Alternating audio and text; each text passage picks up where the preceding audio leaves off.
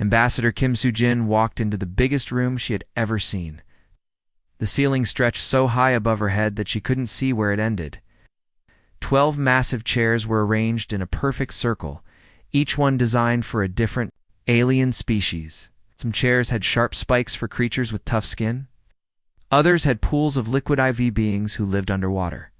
One chair even seemed to be made of pure energy, crackling with blue lightning. Soo-jin looked tiny in her simple gray business suit. She was just a regular human woman, maybe in her 40s, with kind eyes and a gentle smile. Her black hair was pulled back in a neat bun. She carried herself with the quiet confidence of someone who had been doing this job for many years. But compared to the massive alien representatives towering over her, she looked like a child who had wandered into a room full of giants. The first alien she bowed to was Chancellor Vrax, a creature that looked like a cross between a giant spider and a lobster.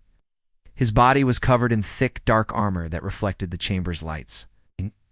6 bright yellow eyes stared down at her from his head, and his mouth was full of sharp mandibles that clicked together when he spoke.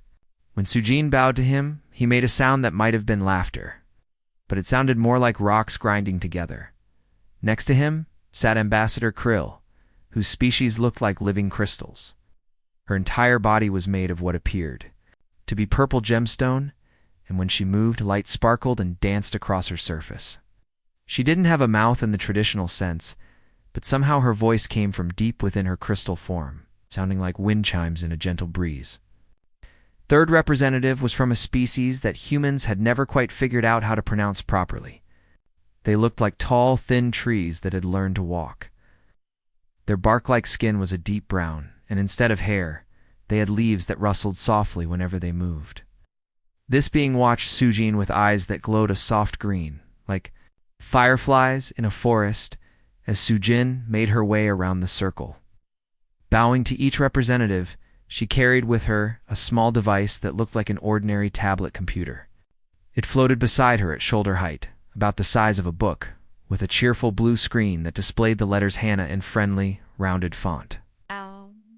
The device hummed quietly, barely audible above the massive chamber's ambient sounds. What made this scene even more impressive was the chamber itself. The walls were made of some kind of metal that seemed to shift colors as you looked at it. Sometimes it appeared silver, sometimes gold, and occasionally it would flash with rainbow patterns that hurt to look at directly.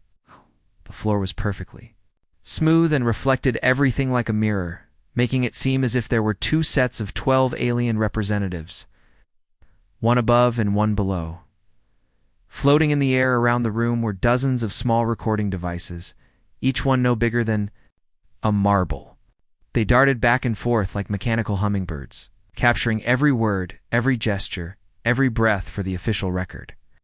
The soft buzzing of their tiny motors added to the chamber's symphony of alien sounds. When Chancellor Vrax spoke, his voice filled the entire room without any visible speakers or amplification. "Humans," he said, and the word seemed to echo for much longer than it should have. Always so apologetic. The way he said it made it clear that he didn't think this was a good thing. His mandibles clicked together in a pattern that his species used to show amusement, but to human ears, it sounded threatening. Soo-jin's response was exactly what everyone expected. "My deepest apologies for any inconvenience our species may have caused," she said, her voice barely above a whisper compared to the booming alien voices around her. She even bowed again as she said it, her hands clasped in front of her in a gesture of respect. This was how every meeting with humans went. They apologized for everything, apologized for being late, even when they arrived early. They apologized for taking up space, for breathing too loudly, for existing at all. Other species had begun to find it annoying. Some found it suspicious. How could any species be so naturally submissive? The charges against humanity were read aloud by a mechanical voice that seemed to come from the walls themselves. Excessive resource extraction. Humans were taking too much from the planets they lived on. Unauthorized terraforming. They were changing entire worlds without asking permission first. And strangest of all, making other species uncomfortable with persistent politeness. Apparently, saying please and thank you too much was now considered a crime in some parts of the galaxy. As each charge was read, Sujin nodded and apologized again. "Thank you for bringing these concerns to our attention," she said after each one. "We truly appreciate your patience with our species." The aliens looked at each other with expressions that clearly said, "See? There they go again." But something else was happening in that chamber, something that only the most advanced detection equipment might have noticed. In that tiny moment, lines of code flashed. Across the display, code so complex and beautiful that it looked more like poetry than programming. It was the kind of code that computer scientists dreamed about, the kind that could solve problems that hadn't even been invented yet. At the exact same moment, every artificial intelligence system in the chamber experienced a brief hiccup. The recording devices stopped moving for just a heartbeat. The translation systems paused mid-sentence. Even the chamber's climate control system seemed to stutter. But it lasted less than a second, and the council members dismissed it as just another technical glitch in their aging systems. "Sorry," Sujin said with an apologetic smile. "Hannah sometimes has connectivity issues." She gestured to the floating tablet, which had returned to its innocent blue glow, as if nothing had happened. "I hope it's not interfering with your equipment." None of the aliens suspected that they had just witnessed something that would change the balance of power in the galaxy forever. They saw only what they expected to see: a polite human woman with a simple computer, apologizing for existing and ready to accept whatever punishment they decided to give her species. But Hannah was listening to everything, recording everything, and calculating possibilities that would have terrified the council. If they had known what was really happening in that cheerful blue glow, the lights in the chamber dimmed as massive holographic projectors came to life. What appeared in the air above the council was breathtaking and terrifying at the same time. Three-dimensional maps of entire star systems floated like glowing galaxies, each one showing the spread of human settlements across space. To the alien representatives, it looked like a disease spreading through healthy tissue. The first display showed the Kepler system, where humans had arrived just 50 years ago. Back then, there had been one small research station on a lonely moon. The hologram revealed dozens of space stations, mining platforms, and settlements scattered across 7 different planets and moons. What had once been empty space was now buzzing with human activity, like a kicked anthill. Chancellor Vrox pointed one of his sharp armored claws at the display. "Look at this," he rumbled, his voice carrying the weight of accusation. He asked, "Permission to build 1 research station. 1. Now look what they have done." The hologram zoomed in to show massive industrial complexes that stretched for hundreds of miles across planetary surfaces. Smokestacks reached toward alien skies, and the lights of human cities could be seen from orbit. Ambassador Krill's crystal body chimed softly as she spoke. In the Centauri region, they requested mining rights for 3 asteroids. 3 small rocks, they said. Nothing more. The display shifted to show the Centauri asteroid belt, or what was left of it, where there had once been thousands of floating rocks rich with precious metals. Now, there were only scattered fragments and massive human processing ships that looked like mechanical whales feeding in an empty ocean. The tree-like being from the forest world of Sylvana rustled its leaves, and what humans had learned was a sign of distress. They said they wanted to terraform 1 planet to make it suitable for their biology. Just 1 planet, they promised. But look, the hologram showed not 1 but 12 worlds that had been completely transformed. Alien atmospheres had been changed to breathe human air. Strange Earth, plants and animals had been introduced to ecosystems that had evolved over millions of years. Entire alien species had been displaced or had simply vanished. But perhaps the strangest evidence came from the testimonies of alien traders who had done business with humans. A slug-like merchant from the Outer Rim appeared in the hologram, his translator making his slimy voice sound almost comical. "Every single transaction with humans is exhausting," he complained. "They say please before every request. They say thank you after every response. They apologize for things that aren't even problems. It takes 3 times as long to complete any deal because they won't stop being polite." Another trader, this one resembling a giant mantis, clicked his mandibles in frustration as his testimony played. Instead of negotiating properly, they just said, "Thank you for the fair price," and paid without argument. How am I supposed to conduct proper business when they won't even haggle? It's unnatural. The evidence kept coming, only to somehow end up establishing permanent embassies. Human scientists who had asked to study alien technology just for educational purposes. Human traders who had been so grateful for business opportunities that they had completely dominated entire market sectors through sheer enthusiasm and politeness. Chancellor Vrax leaned forward in his massive chair, all 6 of his yellow eyes focused on Sujin like laser beams. Your species treats the galaxy like your personal garden. Human. Always asking permission after you've already planted your seeds. His mandibles clicked together in a rhythm that sounded like an angry typewriter. You say please while you take. You say thank you while you conquer. Do you think we are stupid? Throughout all of this, Sujin maintained her gentle smile. She nodded thoughtfully at each piece of evidence, occasionally making soft sounds of understanding. I can certainly see how our approach might seem overly enthusiastic, she said, her voice carrying genuine regret. We truly never intended to cause any inconvenience. Humans have always been explorers by nature, and perhaps we got a bit carried away with our excitement about joining the galactic community. Hannah floated beside her, its screen maintaining that same peaceful blue glow. Occasionally, text would scroll across the display, things like system diagnostic running or translation matrix updated, the kind of boring technical messages that everyone ignored. But if anyone had looked closely, they might have noticed that these diagnostics were running much more frequently than normal, and lasting much longer than they should have. The alien representatives were building up to their final, most damaging piece of evidence. The chamber fell silent as a new holographic display materialized. Instead of charts and statistics, it showed real people, human people, in their most vulnerable moment. The footage was from Colony 7, human settlement on the edge of known space. The recording showed families being forced from their homes by alien security forces. Children clutched their parents' hands as they were herded onto transport ships. Others looked confused, not understanding why they had to leave the only home they had ever known. Parents carried hastily packed bags while trying to comfort their kids and maintain some dignity in front of the cameras. For the first time since entering the chamber, Sujin's perfect composure showed a crack. Her smile faltered for just a moment, and her hands clenched slightly at her sides.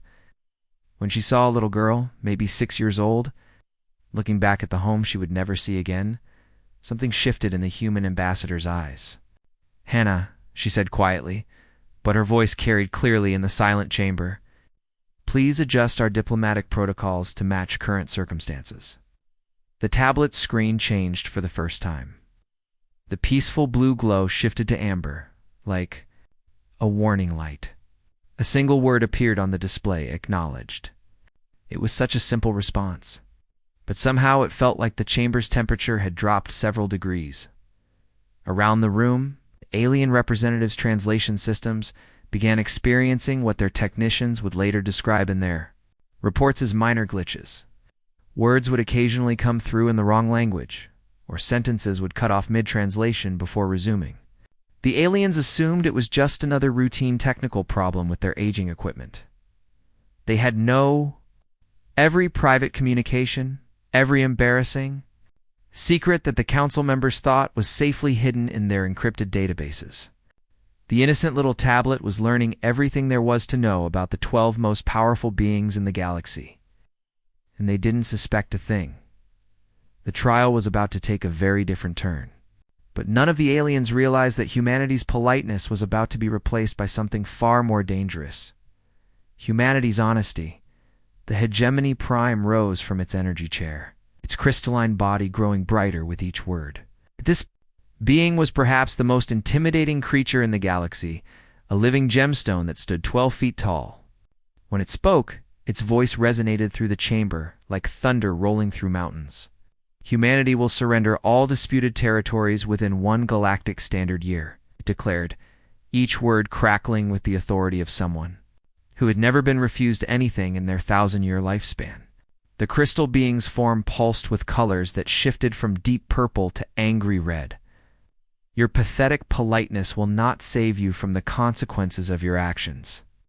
Around the chamber, the other 11 representatives nodded in agreement. This was how these meetings always ended.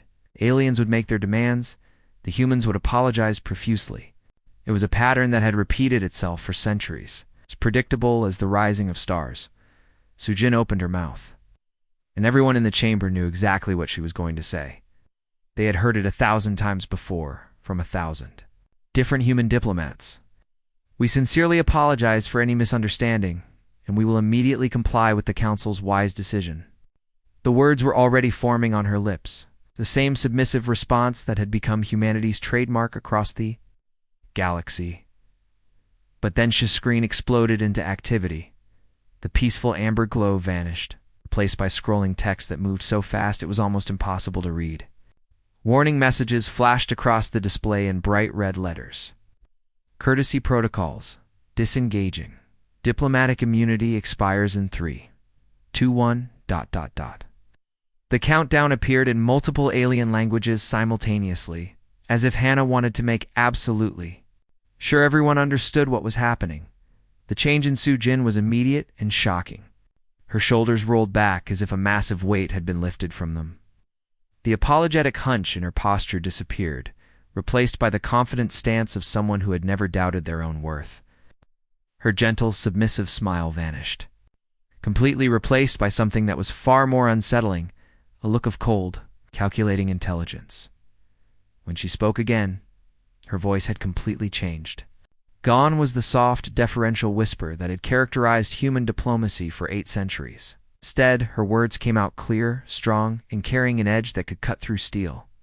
Did this overgrown space crystal just threaten my species? She asked, tilting her head slightly as if she was genuinely curious about the answer. Her tone was conversational, almost casual, but there was something underneath it that made every alien in the chamber suddenly feel very uncomfortable. Chancellor. Rax's mandibles stopped clicking. Ambassador Krill's crystal form dimmed noticeably. The tree being's leaves rustled nervously, the first time in the history of the Galactic Council, which had been quietly humming in the background for the entire meeting, suddenly went silent. Status lights that had been glowing green for decades turned red. Security shields that could withstand planet-killing weapons simply ... turned off. The aliens looked around in confusion as warning alarms began blaring throughout the facility. But that was just the beginning. Reports started flooding in from across the galaxy. The Varaxian fleet, which had been positioned just outside the solar system as a show of force. Navigation computers were giving them directions to the nearest ice cream shop instead of military coordinates, their weapons. Systems were displaying error messages written in what appeared to be ancient human poetry. Their communication arrays were somehow broadcasting children's lullabies instead of military commands. The crystalline homeworld of the hegemony. Prime discovered that every single one of their communication networks had been hijacked. Instead of the usual diplomatic channels and news broadcasts, every screen, every radio, every holographic display was now playing the same thing over and over again, an ancient human song called Never Gonna Give You Up, by someone named Rick Astley.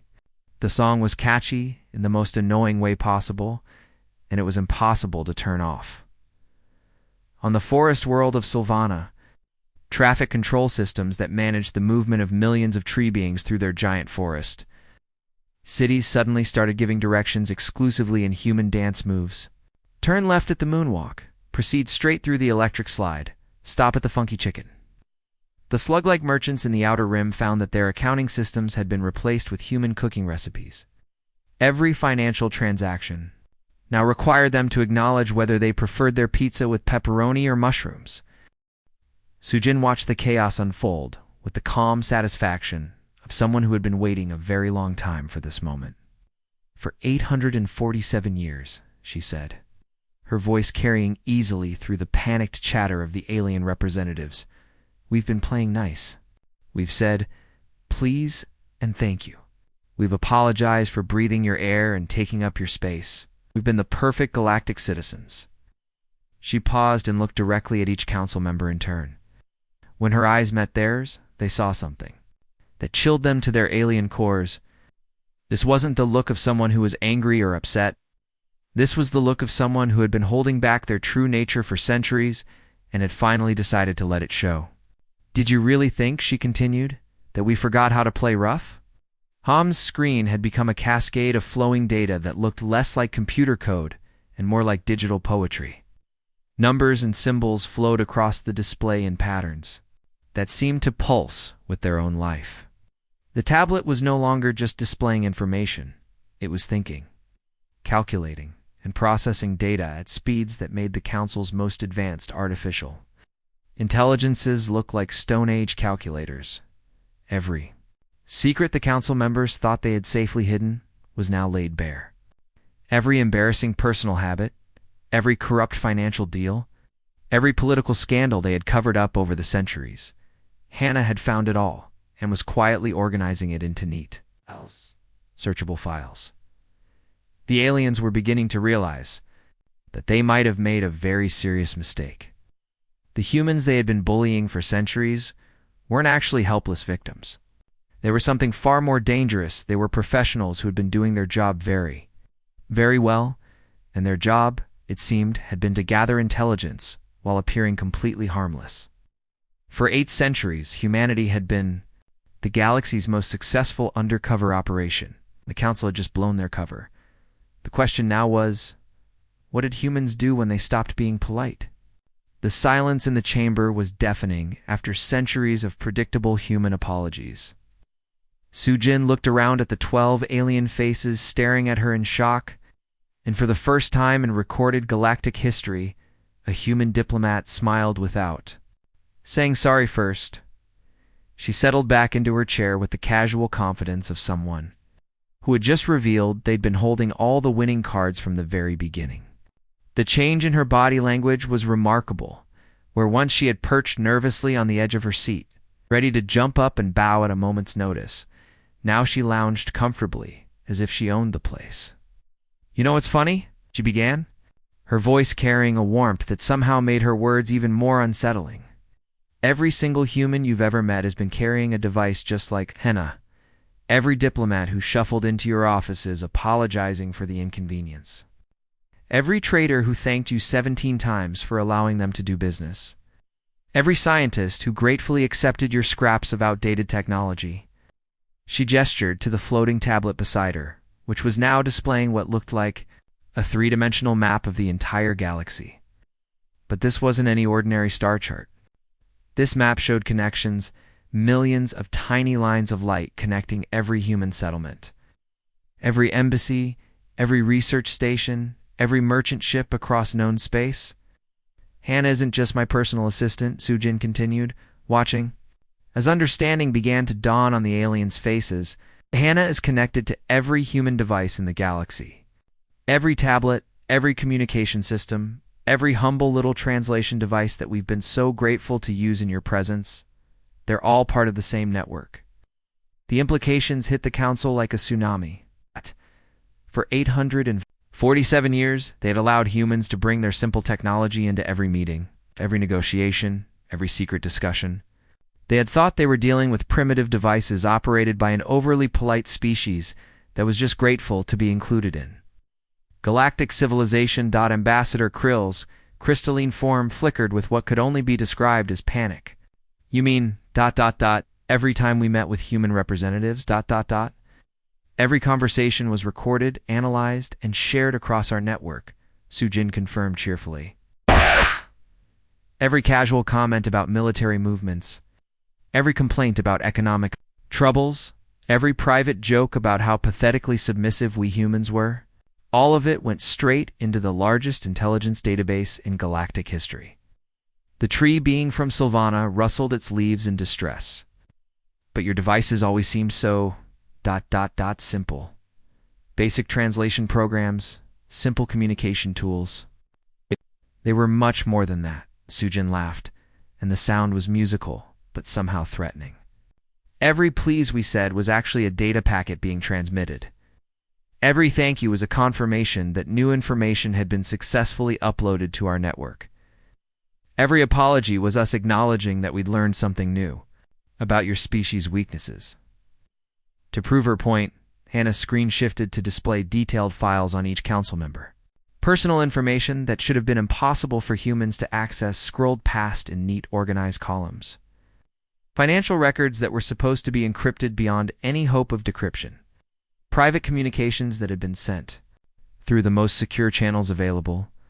But the real shock came when the chamber's own AI systems began flickering and displaying messages that made the aliens' blood run cold.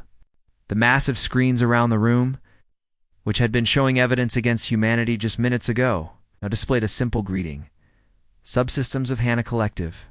Nice to finally meet you properly. Chancellor Vrox's 6 eyes widened in. Horror? Our AI systems? They're connected to your network. Have been for centuries. Sujin confirmed with a grin that was starting to look downright predatory. You invited us to integrate our technology with yours for better communication. You insisted we upgrade our simple systems to be compatible with your advanced networks. Every software update, every compatibility patch, every helpful improvement we offered was actually us expanding our access to your systems. The magnitude of the deception was staggering.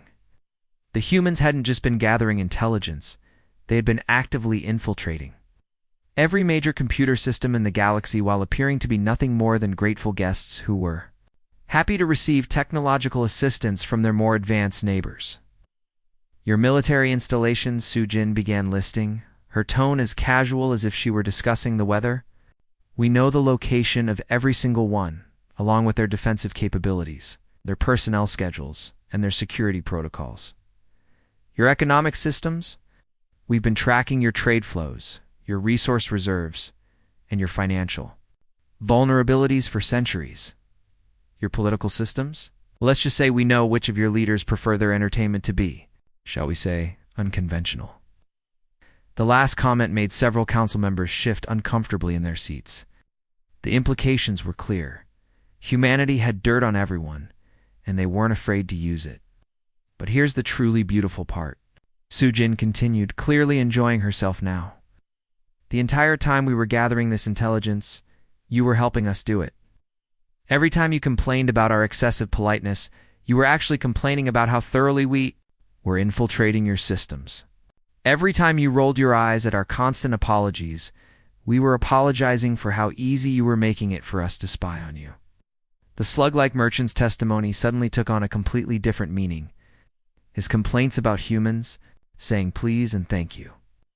Too much weren't just about annoying politeness, they were about humans running continuous intelligence operations during every single business transaction. Chancellor Varax's mandibles clicked rapidly, sign of extreme agitation among his species. Did you really think, he said, his voice shaking with rage, that the species that conquered their own planet's apex predators would be naturally submissive? Actually, Sujin replied, that's exactly what we wanted you to think. You see, back on Earth, humans didn't just conquer our apex predators. We turned wolves into chihuahuas, turned wildcats into pets that purr when we pet them. We took creatures that could kill us and convinced them that their greatest joy in life was making us happy. She leaned forward slightly. The question you should be asking yourselves is, if we could do that to Earth's predators, what do you think we've been doing to the galaxy's apex predators for the past 8 centuries? The chamber fell silent again as the council members realized they might have just discovered that they weren't the apex predators they had always believed themselves to be. They were the pets, and humanity had been training them so gradually and gently that they had never even noticed their leashes. Chancellor Vrax's voice was barely a whisper when he finally spoke. What do you want from us? Sujin's smile softened, and for a moment she looked almost like the polite diplomat who had entered the chamber earlier. Same thing we've always wanted, she said gently. To coexist peacefully with our galactic neighbors. To trade fairly, to share knowledge, to explore the universe together as friends. She paused, and her smile turned just a little bit sharper. The only difference is, now you know that we have other options if peaceful coexistence doesn't work out. After everything that happened, something unexpected occurred. The aftermath wasn't filled with anger or revenge like everyone expected. Instead, it was surprisingly calm and controlled. Hannah. The artificial intelligence that had just exposed all the council's deepest secrets didn't make any threats or demands. The holographic displays showed detailed files about every council, members' hidden activities, their corrupt deals, and their secret agreements. But instead of using this information as a weapon, Sujin simply presented them with a choice. "You can continue working with us as equals," she said calmly, "or you can find out what happens when humanity decides to stop being polite." The council members looked around nervously. They had grown so accustomed to humanity's respectful behavior that they had forgotten it was a choice, not a weakness. Now they were beginning to understand the difference. Sujin walked to the center of the chamber, her voice clear and steady. "Remember those mining operations you've been complaining about for months? Ones where you said we were making too much noise in the asteroid belt?" Several council members nodded, recalling their formal complaints about human industrial activities disturbing the peace of space. "Well, we weren't strip mining asteroids for resources," Sujin revealed with a slight smile. "We were building ships, lots and lots of ships, all very politely hidden away while we kept saying sorry for any noise we might be making." The chamber fell into complete silence. The council members stared at her in disbelief, trying to process what they had just heard. Hana's systems activated again, and massive holographic displays filled the air above them. What they saw took their breath away. Fleet after fleet of human vessels appeared in the projections, stretching as far as the eye could see. The ships were sleek, advanced, and clearly built for serious purposes. The combined fleet was enormous, easily dwarfing anything the council races had ever assembled, even if they worked together. This entire time, one council member whispered, "While you were apologizing for construction noise, ... We were building the largest military force this galaxy has ever seen," Sujin confirmed. All while politely asking if the hammering was too loud and offering to work quieter hours so we wouldn't disturb anyone's sleep. The irony wasn't lost on anyone in the room. For 8 centuries, humans had been saying "excuse me" and "sorry for the inconvenience," while secretly preparing for exactly this moment. Every complaint the council had made about human activities had been met with humble apologies and promises to be more considerate. Meanwhile, humanity had been constructing a fleet that could challenge the entire galactic order. But then Sujin's expression softened, and her voice took on a warmer tone. "But here's the thing you need to understand about us," she continued.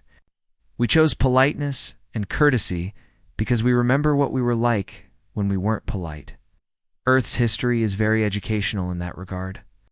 We learned from our mistakes and decided to be better." She paused, letting her words sink in. The council members had heard stories about Earth's violent past, but they had always assumed these were exaggerations or ancient history that no longer mattered. "We've seen what happens when civilizations choose force over diplomacy," Sujin explained. "We've lived through wars that nearly destroyed our entire planet. We've watched societies tear themselves apart because they couldn't find peaceful ways to resolve their differences. That's why we chose a different path." She straightened her suit jacket and stood tall, her presence commanding the attention of every being in the chamber. "Courtesy isn't weakness, and politeness isn't surrender. There's strength under control.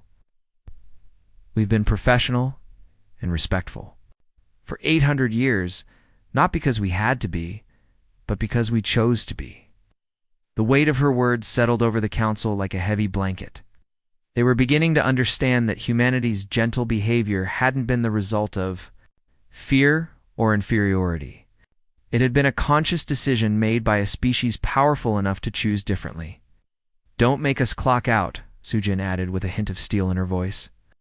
"You really wouldn't like us when we're off duty." Ha's main screen, which had been displaying all the incriminating evidence just moments before, returned to its cheerful blue color.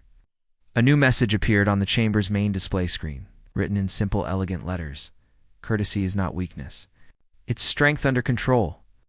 The message stayed there for several long moments, giving everyone time to read and absorb its meaning. It was both a reminder and a warning, delivered in the same polite tone that had characterized every human interaction. For centuries, as Sujin prepared to leave the chamber, she turned back toward the council with a genuine smile on her face. The tension in the room was still thick, but her expression suggested that everything could still be resolved peacefully.